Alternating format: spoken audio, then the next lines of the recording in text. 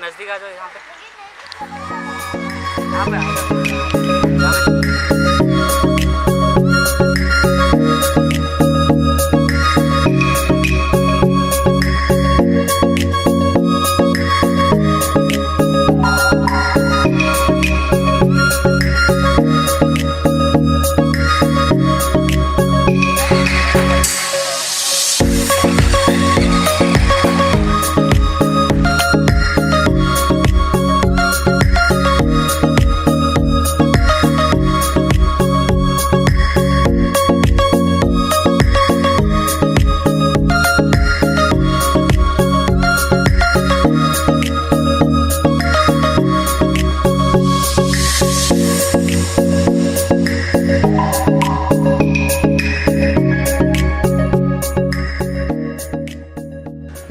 Distance रखना है और इतना डिस्टेंस रख के भागना है, धीरे धीरे उतना डिस्टेंस मेंटेन करके भागना है। ज़्यादा तेज नहीं भागना है, स्लो नहीं भागना है, ठीक है। और हम चलाएंगे, इधर आओ, मुझे तो मैं चलाता हूँ।